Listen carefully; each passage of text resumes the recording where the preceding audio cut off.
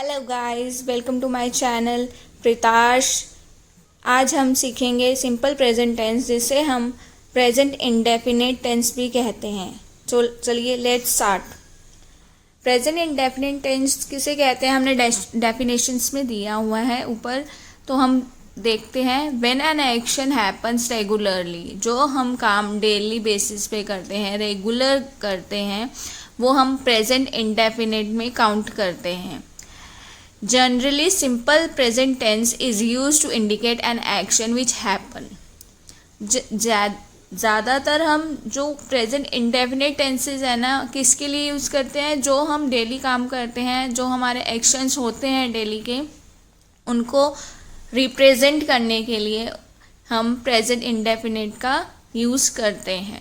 ये सारी डेफिनेशन मैंने आपको इजी वे में बताई है, जिससे आपको आसानी से सीखने में कोई प्रॉब्लम ना हो। तो उसके बाद हम कुछ इसके रूल्स पढ़ेंगे। सभी से आपसे रिक्वेस्ट है कि आप वीडियो को बिना स्किप किए पूरा देखें, जिससे आपको पूरा रूल्स और रेगुलेशन इसके समझ आ जाए और आप प्रेजेंट इंडेफिनिट में कभी आगे मात ना खाएं। There are 4 type of sentences: positive sentence, negative sentence, positive interrogative sentence, negative interrogative sentence. Present indefinite में ये 4 तरीके के सेंटेंसेस हैं, जो कि मैंने आगे आपको एग्जाम्पल के साथ एक्सप्लेन किए हुए हैं और कुछ रूल्स बताए हैं इसके रिलेटेड। पॉजिटिव सेंटेंस का रूल है subject plus verb plus S और ईएस प्लस ऑब्जेक्ट। एग्जाम्पल के लिए नीचे दिया हुआ है, he works twice in a week. उसके बाद नीचे मैंने बताया आपको यूज़ ऑफ एस और E S with the verb के साथ कैसे एस और ई एस लगेगा। तो यहाँ पे दिया हुआ है कि जो वर्ब है उसकी फर्स्ट फॉर्म के साथ एस और ई एस यूज़ करते हैं हम। जैसे कि सब्जेक्ट जो हमारा होगा सिंगुलर होगा तो हमारा क्या आएगा, ई एस साथ में, और अगर हमारा प्लूरल होगा तो हमारा ई एस नहीं आएगा। तो उसके बाद यूज़ ऑफ एस की बात की गई है, मैंने आपको पूरा अच्छे से एक्सप्लेन किया गया है कब कब हम एस यूज़ कर सकते हैं, कैसे कैसे। वर्ब नॉट एंडिंग विद, जिसमें वोवल्स का यूज़ नहीं किया गया है, उनके साथ हमारा एस यूज़ हो जाएगा। जैसे मैंने एग्जाम्पल के लिए आपको स्लीप दिया है, स्लीप्स हो जाएगा, ठीक है। Verb ending with E but second last letter not a vowel नहीं होगा उसका सेकेंड लास्ट लेटर। जैसे कि इसमें लिखा हुआ है एंडिंग इसका ई के साथ हुआ है, बट हमारा क्या है, लास्ट लेटर ए नहीं है, तो इसलिए हम यहाँ पे एस यूज़ कर रहे हैं। ही राइट्स सुरेश कोलैबरेट्स, ठीक है। उसके बाद हम ई एस कहाँ यूज़ करते हैं, ये मैंने आपको बताया है कि ई एस का कहाँ कहाँ यूज़ हो सकता है। एस एच के साथ, सी एच के साथ, एस एस एक्स के साथ, एक्स के साथ ओ प्लस ई एक्स लग जाएगा। इन सब के साथ आप ई एस यूज़ कर सकते हैं। मैंने एग्जाम्पल के तौर पे आपको नीचे लिखे हुए हैं कुछ 4-5 वर्ड्स। वॉश के साथ ई एस लग जाएगा, ठीक है। जैसे उसके बाद आता है नेगेटिव सेंटेंस। नेगेटिव सेंटेंस का रूल मैंने आपको ये बताया है कि सब्जेक्ट में डू डज नॉट, मैंने बोला ना नेगेटिव मतलब नॉट ही होता है, तो नेगेटिव इसलिए इसमें नॉट यूज़ होगा। बट नोट से पहले हम यूज़ करेंगे डू और डज का प्रयोग यूज़ करेंगे, ठीक है। जिसमें अब उसके बाद फर्स्ट फॉर्म यूज़ होगी और ऑब्जेक्ट यूज़ होगा। एग्जाम्पल के लिए मैंने आपको ये बता दिया नीचे कि डू डज कब यूज़ करना है, पहले तो आपको यही समझना पड़ेगा। तो सिंगुलर के साथ हम डज यूज़ करेंगे, जैसे कि सिंगुलर हमारा हो जाएगा ही शी इट, और प्लूरल के साथ हम डू यूज़ करेंगे। गाइस, जो ये डू डज है ना, ये सिंगुलर प्लूरल के साथ आप ध्यान रखना। मैंने बस एग्जाम्पल के लिए ही शी इट और आई यू भी दिए हुए हैं।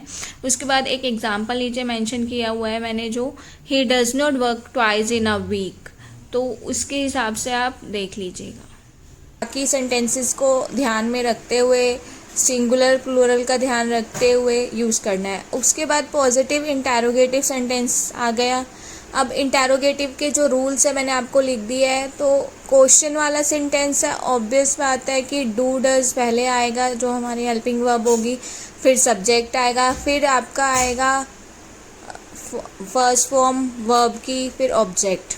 उसमें एग्जांपल में मैंने आपको एक्सप्लेन किया गया है, does he work twice in a week. मैंने एक ही सेंटेंस को, आप लोग देख रहे होंगे कि आपको पॉजिटिव में भी बता दिया, नेगेटिव में भी बताया, इंटेरोगेटिव में भी वही सेंटेंस बता रही हूँ ताकि आप कंफ्यूज ना हो और अच्छे से समझ सकें।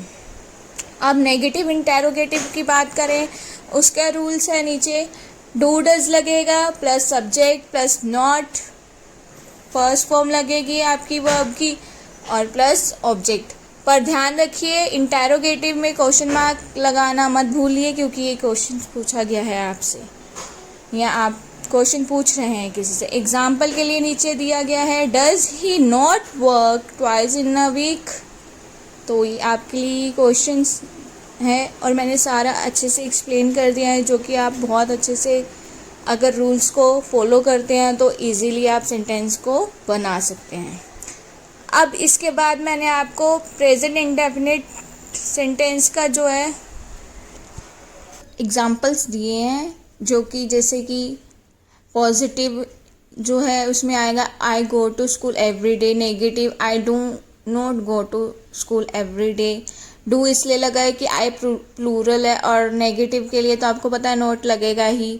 पॉजिटिव इंटेरोगेटिव में हमने does he go to school every day, तो हमने डज यूज़ किया बिकॉज ही जो है जो सिंगुलर है। नेगेटिव इंटेरोगेटिव में does he not go to school every day, और आपको पता है अब ऊपर तो मैंने आपको बता ही दिया है कि डज जो है वो सिंगुलर के साथ लगेगा, इसलिए ही जो सिंगुलर है इसलिए डज लगाया, और नेगेटिव है तो नॉट लग गया।